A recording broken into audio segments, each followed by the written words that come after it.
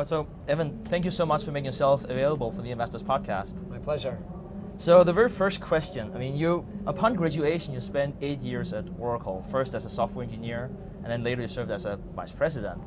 I think most people would say you made it, like keep climbing that corporate ladder. Why did you start your own company in the first place?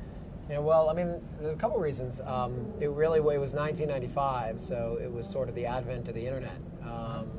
It had been only a couple years since most of us had sort of experienced the internet for the first time. So I just saw incredible opportunity there. It was clear to me that it did sort of change everything. I know that's a cliche, but I could tell that there were amazing opportunities out there, and I wanted to take advantage of them. And it was a time that I'd learned a ton from my first job, and I thought I could bring it to bear on solving some interesting problems. So what did you see? You saw some indications that there was a massive opportunity out there, but what did you see? Well, just that everyone was so connected. It was possible to get information out to people in a new format as easily as possible.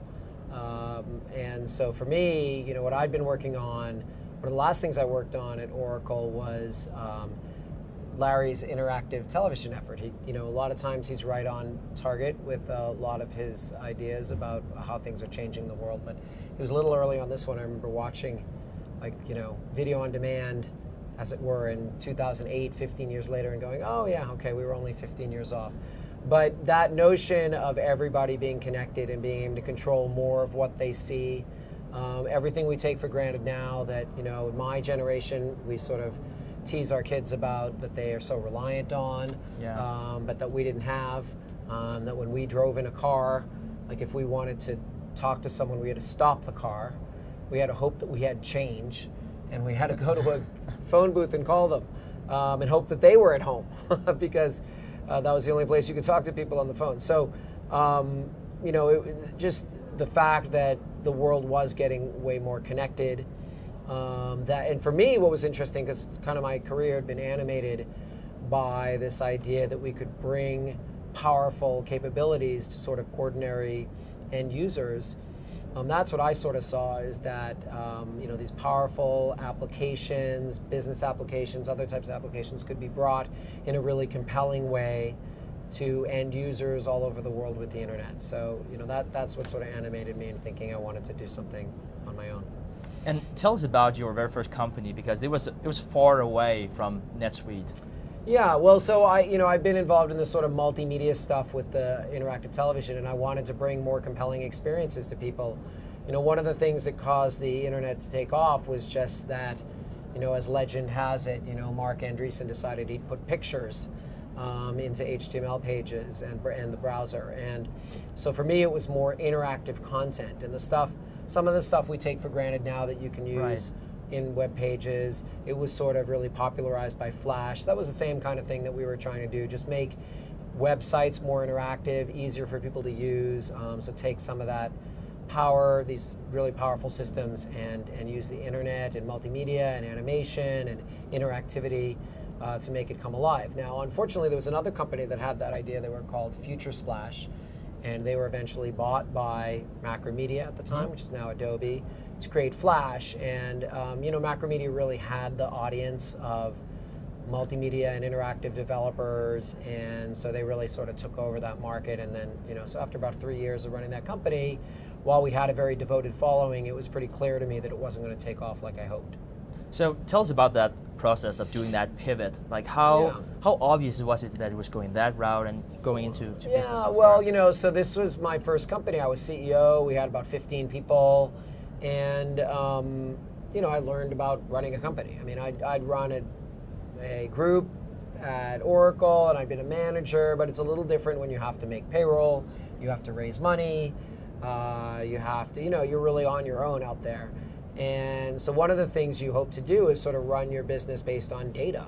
You want to know what's happening, what's working, what's not working. A lot of the things I've talked about today, and getting that visibility into what's happening in your company. And so as I was running my company, and we were sort of a traditional software company, it was not the advent of software as a service had not happened yet, and that was sort of what NetSuite tapped into. But we were delivering traditional software, but we were running our operation off of like a smorgasbord of applications. So we had QuickBooks for finance, and we were using Yahoo stores to distribute our packaged software, and we used a packaged sales automation tool. It wasn't even an automation tool, more of a contact management tool. We did our support in email. So the data was everywhere. It was not integrated. We had 5 different customer lists, and it definitely appeared to me that there had to be a better way. So that's what really caused the pivot. And I was lucky enough that Larry Ellison actually helped me with this company, even though it was more, it was sort of my idea. His later joke was, well, we did your idea, now we'll do my idea. And I told, he called, because he'd periodically call and he'd say, how's your graphics stuff going? Because that's how he sort of summed it up. And I said, not great. We're kind of getting clobbered by the competition, but I see this other kind of direction, and I really want to get involved in business software, because I sort of imagined that bigger companies had all these great systems to run their business and get an integrated view of what's happening in their business. And that wasn't even necessarily true. That's how I sort of imagined it. But it was certainly true, and it was very clear to me that smaller businesses did.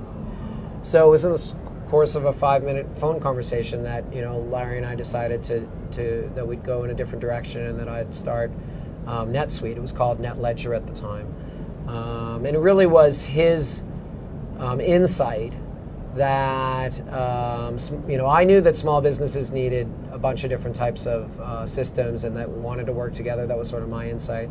His insight was that really the best way to start, and he said, if I were to start a company right now, it would be sort of small business accounting delivered as a web service, as a web application.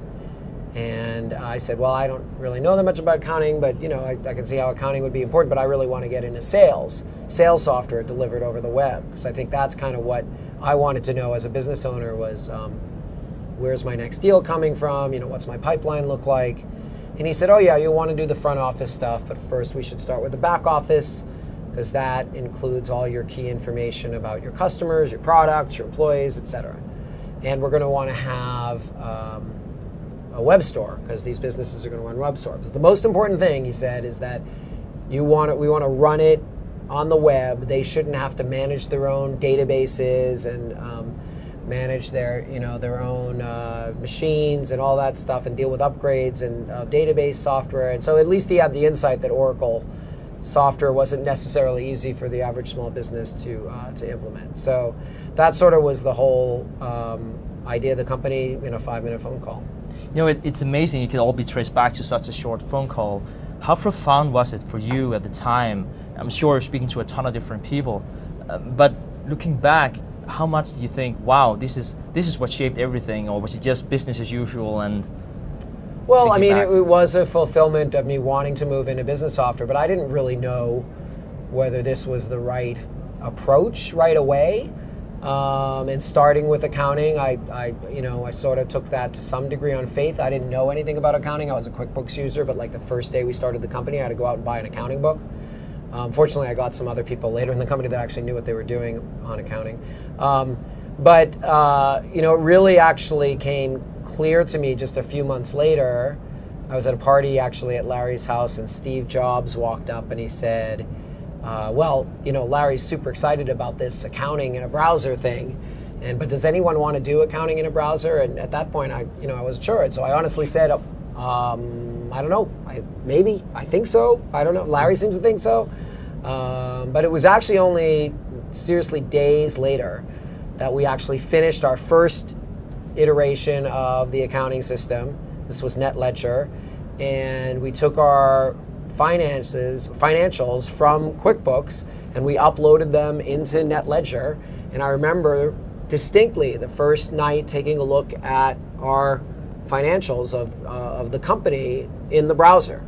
And that was sort of the aha moment where I recognized, yeah, this is going to work. I mean, the fact that I can have my finger on the pulse of my business anytime, anywhere, from my experience running a company, I knew this was going to be huge, and it was just a matter of time. And of course, Larry never doubted for a second. He used to tell me, well, there's been mainframes and there's been client server, but this sort of web application thing, this is how applications are going to be run for the next 1,000 years. I don't know what's going to happen after that, but definitely for the next 1,000 years. And so he saw it right from the beginning, and I give him huge credit there. And to his credit, it was 3 months later that Mark Benioff came to me and he said, "Yeah, I'm starting one of these software companies delivered over the web for small companies, and it's going to be sales."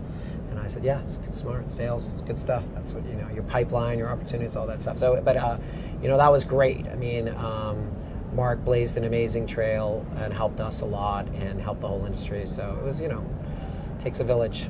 And you have to give Larry Ellison credit for his foresight. He was thinking about web applications before. I don't even know if you could spell web application at the time. Yeah. So how did you develop a business model around something that a handful perhaps of people knew would be the future? You hardly weren't convinced at the time. How did you develop a business model around that? Well, simple. We charged $9.99 a month or something. I mean, it was kind of flying by the seat of our pants to some degree, just to see who would whenever you start a company, it's a really cool idea. There's going to be some people out there that gravitate to it, but you don't know who they are, how much they're going to be willing to pay, what they're going to do with us.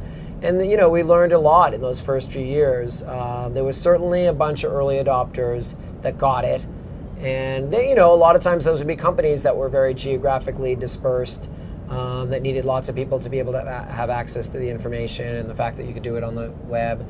Again, this is only 4 or 5 years from the advent of the internet, but there were definitely a lot of people that got it. Software as a service was definitely popularized by Salesforce.com and the whole no software movement. And while the thing that we had to deal with is that salespeople are a little less risk averse or more risk tolerant than, say, CFOs. And we were starting with accounting. I mean, we were ultimately delivering an entire suite, an entire system to run your business. But it was definitely starting with financials.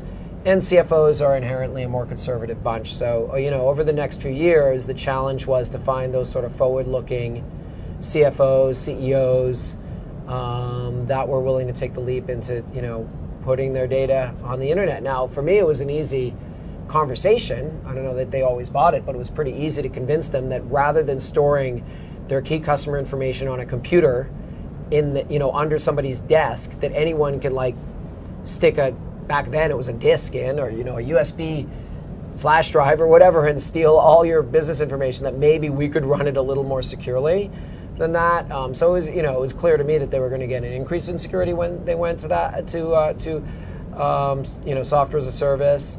But it really took people getting used to it, certainly people getting more familiar with the internet in their personal lives, and to really start to trust it. And after a time, the CFOs, they did come along, and the CEOs, and they did come along. And I used to argue with them. It's like, well, you're willing to put your sales information, and you really think that people what do they want to see? Your financials or your customer list? Your competitors probably want your customer list. If you're willing to do that, you've really kind of already opened the barn door and let the horses out, as it were. Though they really weren't doing that. I mean, we've run NetSuite incredibly securely over 20 years, and our customers have been able to really rely on the fact that their data in NetSuite is actually incredibly secure.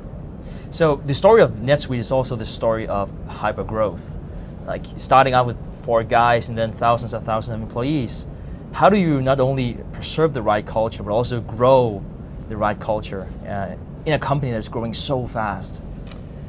Yeah, well, it definitely starts with having a clear vision and mission that you're consistent with through the history of the company. I mean, we were lucky enough that in 5 minutes we came up with the idea of the company, really one system to run your business. All aspects of your key business processes, your sales, your accounting, your commerce, etc. So being able to get people to gravitate around a very clear mission and vision, a vision of how you want things to be. You want people to be able to run their business, securely on the web with one application, everybody working from the same playbook.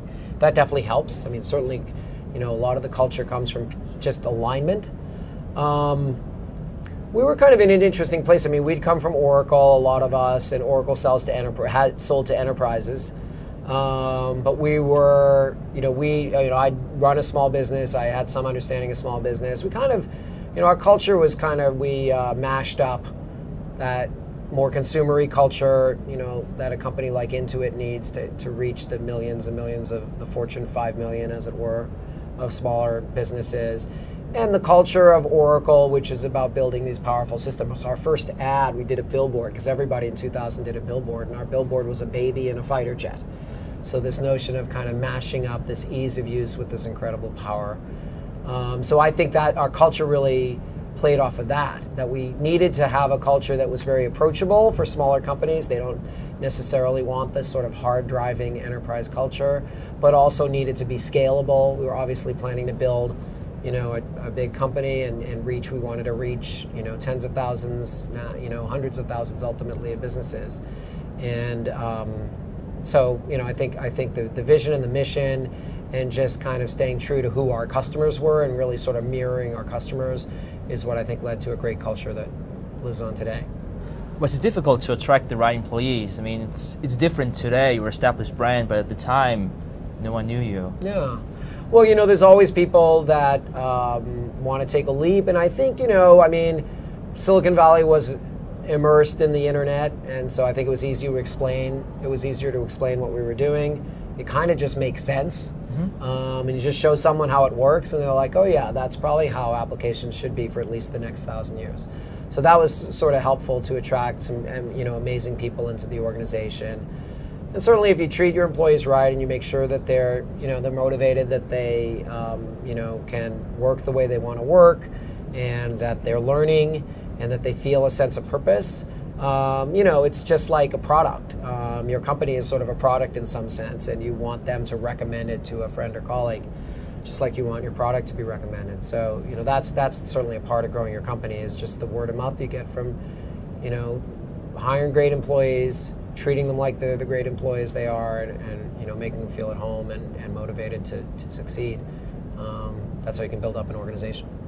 So you said that one of the most important things you have learned while building NetSuite is how important it is that you can make changes, necessary changes, even though it might be painful. So how do you build an organization where the right people have the right information at the right time and the right authority to make those perhaps painful changes that needs to be done? Yeah, I've talked about that a lot this week at Suite World. It's this notion that you need the visibility, first of all. So you need to know what's happening in your business. I talk about knowing past, present, and future, knowing what's happened historically, what's happening right now, and being able to visualize trends that indicate what might happen in the future. So it starts with that. So you have the visibility into what might happen. And then as you see it happening, you have to respond. And so that's where agility comes in. And everybody talks about agile software development, agile everything. And it can't be emphasized enough that you need to be able to respond to things that are happening that you see out there in the world. And there's a real tension. There's definitely a tension between making sure you're staying on mission, on vision, going towards your sort of true north. And the tension between that and responding to things that you're seeing in the marketplace. But you don't want to get diverted. And so, in growing our company, I think, it's definitely part of leadership to be able to identify those times that you do need to pivot, and then identifying those times where it's best not to pivot. And it's just leadership. It's interesting you would say that. Nick Smith of Google, he said, the best companies, they can die from having too many opportunities instead of, too few. For sure. How do you see that North Star? How do you see that process of being true to what you want to achieve and not being diverted into shiny new items like all entrepreneurs can be? Yeah, it takes some degree of courage, because you'll get some amazing opportunities, huge customers that'll come along, and they'll try to get you going where they want to go. And the allure of the big customer and the big deal is one that's hard to resist. And sometimes it's the right thing to do. A lot of what we had to do in building NetSuite was figure out how to sort of mitigate the fact that some of our biggest customers could potentially take us into directions that we didn't want to go. And I think, I can tell you the technical solution we found, which is to develop a platform. So it's easy to extend NetSuite. and then our customers or professional service people or our partners could extend NetSuite without us having to make a big investment to the needs of particular customers or particular industries, et cetera. So that was sort of the technical solution. But I think in the bigger picture, what that's all about is trying to figure out a way that you can be flexible, and that may involve developing a partner channel or partners that can extend what you have. And this is not just in software, in anything. Partnerships are incredibly important, and partners can be a critical part of addressing some of these needs that are going to bring a bunch of resources into your company without getting off your path towards what your true North Star is. So the solution is different in every case, but obviously that's the major balance that you have to have. And every company obviously struggles with making sure they can get funded, that they can invest in what they want to do in the long term. And how do you balance, that with, if you want to get that funding, but you also want to stay on track and on point. I think at the end of the day, the focus is the most important thing, and I would always argue that entrepreneurs should, ultimately weigh staying on track and avoid things that risk going off track. So could you please elaborate more on your decision-making process? By definition, we don't know what would have happened if we made another decision. And your job today is to make big decisions. How do you use other people as a sounding board? How do you think for yourself about the right solution to a problem that you're facing? Well, no person is an island. And certainly if I look at the growth of NetSuite and what's made us successful, a lot of it has been that we built a lot of the company by consensus. It's not by committee. That's different. That's, you take a vote. But by consensus is, ultimately a leader has to decide. But a leader that does this in a vacuum is going to fail. And there's so many resources out there. Great resources for me was Larry. And, we generally did what Larry said, not maybe on the exact time frame that he said it, but he was always really incredibly supportive, saying, you're there every day running that business, and I don't see everything that you see. And I know it's terrifically hard to make some of these sort of wrenching changes. So at the end of the day, I do think it's getting all the data in from all the stakeholders, being really willing to listen, knowing when you might be wrong, but also having that persistence to stick with something that you truly know is right. And again, it comes down to that focus. When people try to distract you, give you advice about getting off track, you really have to come back to that center of what you're really trying to do in the world. And this is true for for-profit companies, for social enterprises, organizations that are trying to do great things in the world. Always come back to why you started in the first place and what you were trying to accomplish. And I think that's where success comes from. Interesting. So if we look at the tech industry, they had some very charismatic leaders. Bill Gates, Jeff Bezos, Larry Ellison comes to mind, and they've taken the company from their humble beginning into billion-dollar companies. You have gone through that journey yourself, personally and professionally. Which skills would you have to acquire along the way, and which phases? Well, for me, I was only 3 years into running my own company. I was 30 years old. That's old now for an entrepreneur, but back then it was relatively young. There's so much you learn on the way. And again, a lot of it is about mentors. I had a great mentor in Larry. I had a great board of people that could advise me, and make liberal use of that. And they can, there's only so much time you have in a day, but time that you spend with someone who's seen the type of thing that you've seen before is time really well spent. And so as I said, I think it's ultimately, it devolves on you to make the hard decisions, and no one is going to care about it more than you. I'm still at NetSuite because I care about it very, very deeply. I like working at Oracle, but people say, once you're bought by Oracle, why didn't you go off into the sunset? It's because I truly, truly care about what we do. I really believe in it. I think we have so much more left to do. And that, to me, is what it's really all about. That was our vision. Our vision wasn't a dollar figure or a number of users or whatever. Our vision was changing the world in our own way. Perfect. And so in your world, you're just getting started in a way, like you're on that path, which is amazing. So how do you think about opportunity cost in the sense that you only have so limited time. And there are skills you would like to acquire. It's tempting to delegate things because you don't have time, but then again, you need to keep on developing as a human being. How do you see that? Well, I mean, it's definitely you got to figure out the things you're not going to learn and that you're not going to do. And you know, one of the things for me is that I programmed for a very large history of Netsuite. I mean, one of the things, because it kept me really, really close to the technology, I loved doing it. You know, it became less and less of the amount of time I could do it, but that was something that I was not, going to easily give up. And I think in the early days, I had a big impact on the organization with that role. But at the end of the day, you got to figure out which are the things that someone else should be doing, because you can't do everything.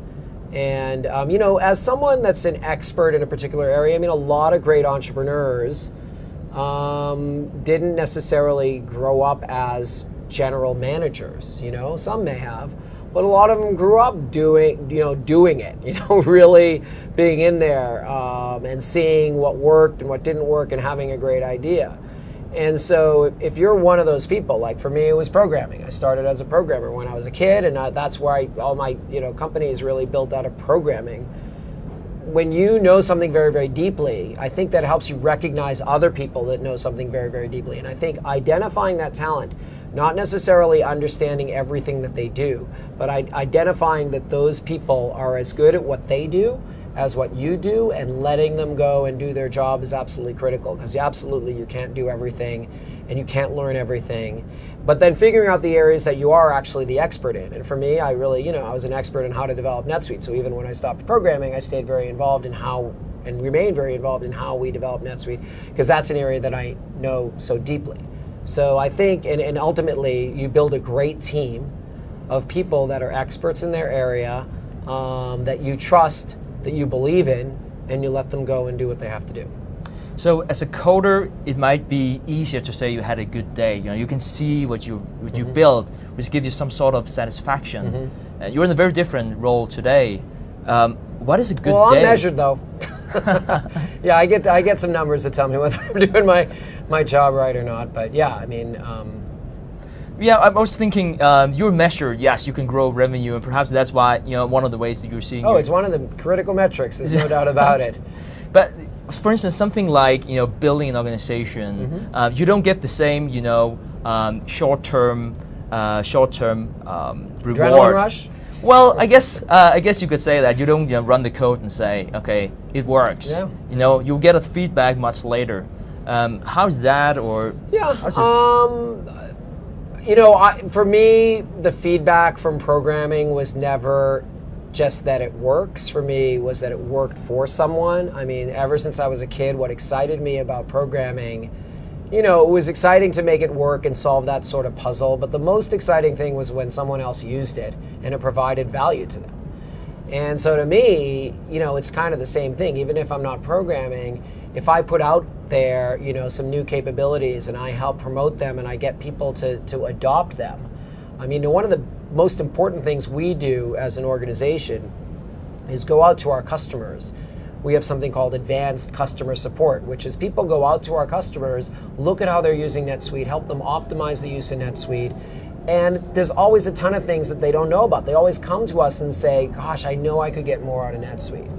So to me, when you go out, and that's almost more instant in some sense, you go out there and you help someone adopt something within the technology that really helps them on a day-to-day basis, helps them get their job done easier and faster.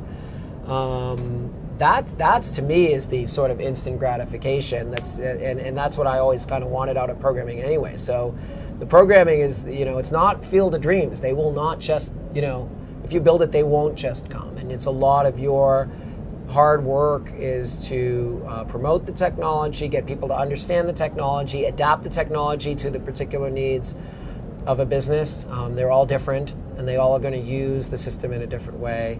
And so to me, I get just as much charge up. I mean, here at Suite World, meeting customers from all different walks of life, all kinds of incredibly cool companies doing amazing stuff. I met a company that has farms that grow seeds for other farms. Okay, I didn't even know such a thing existed. And they use NetSuite, and he talked about the parts of the system that he loves. So that's always been the most exciting thing for me from the very, very beginning. all the not-for-profits that we're helping to do good better, as we say, and we have some, amazing ones. Obviously, we talked about American Cancer Society, gigantic not-for-profit that's doing so much good in the world. That's definitely the thing that gives me that. And everybody in the organization can feel that. The programmers, the people running the cloud operations, the service, the salespeople, the people delivering customer service, the people running the finance portions of the organization, they can all get that same sort of, what I think is the ultimate adrenaline rush, that you've helped someone succeed. So you've been mentored by Larry Ellison. You had fantastic mentors in your career. What would your piece of advice be for the next generation entrepreneurs who might also be looking for a mentor? To find a mentor? To find a mentor, yes. Yeah, that's a good question. I mean, obviously you should be looking for them your whole career from day one. And there's a lot of things that go into that mentorship. I mean, you obviously need to have chemistry. I mean, it's like any relationship in your life. You obviously have to have an enormous amount of respect, but you have to see that they respect you, and that that you kind of each sort of grok each other. And so I think it's just a process of just being out there, get out of your hole or whatever, where you do, your cube or your table or whatever. Get out in the world, and you don't know where it's going to come from, and it might not even be in the same industry. I definitely hear stories of people with mentors in completely different industries, and that's not going to suffice. You're going to need people that understand very, very deeply what you do. But a lot of times, some of the hardest decisions are people decisions, and you might find people in other industries that have, you might find people in the military. You might find people, that are teachers. I mean, you might find people, or principals of schools or whatever, what have you, that have amazing people experience. And ultimately, as I said, leadership, is so much of it is attracting, retaining great people, getting them to be working towards that same vision and mission, towards that same North Star. And so mentorship in that regard can come from a lot of different places. Which piece of advice would you give yourself if you had to go back to 1998, whenever you founded NetSuite? Chill out. It's all going to be fine. No, so I look back and I look back more, and not so much what I wish I hadn't done, but what I'm happy that I did. And I think this is the most important advice I can give everybody, is that that success is fantastic, but only because you're delivering on the sort of promise that you made to yourself to make a difference in the world and make a dent in the universe, what have you. And so I think staying focused on the little victories, the first customer, the 10th customer, the 100th customer, in some sense is more important than the 1000th customer, and will probably have a bigger impact on you. That first time you see the product that you built make a difference in people's lives is way more important, really, at the end of the day, that it's a million people. I mean, that's, our brains did not evolve to even understand what a million people is. I mean, so it's, if a million people use your product or a billion people use your product, I mean, we tout the numbers all the time. But at the end of the day, what's most satisfying is the one person that you're with, that you're seeing, that's using the product and is telling you how it's made an impact in their life. And the first one that does that, in some sense, is the most impactful. So I guess appreciating all of the milestones along the way, because you're never done. And for anybody that's an entrepreneur, it's like, it's just like, the Golden State Warriors, they win a championship, and then they celebrate for, Bob Myers. I talked to Bob Myers. He's like, yeah, I celebrate for like an hour. And then I'm like, what are we going to do? What are we going to do next year? And so realize that is going to happen. And if you can take the time, especially in the early days, to really appreciate those initial victories, because that's as big as anything you'll ever do, no matter how big your product or service becomes. So you are extremely successful and have worked with extremely successful people. And I know I'm just putting you on the spot here, but how much is luck and how much is skill in your experience? Well, it's 73% luck and it's 27% skill. Luck has a huge impact, and that I landed at Oracle and I met Larry Ellison and we hit it off and we, had some similar thoughts about what to do. I mean, that my business was sort of failing at the time that Larry had this idea that we needed to deliver software over the web. I mean, that's serendipity. If my business was sort of succeeding and a couple years later, I realized that, someone else may have started NetSuite. And so there's a ton of luck. And nevertheless, being out there and working hard and kind of just keeping your eyes open about what's happening in the world, I mean, that's going to only help you get that luck, I think. Fantastic. Yeah. Evan Goldberg, thank you so much for making yourself available for the Investors Podcast. Thank you very much for having me.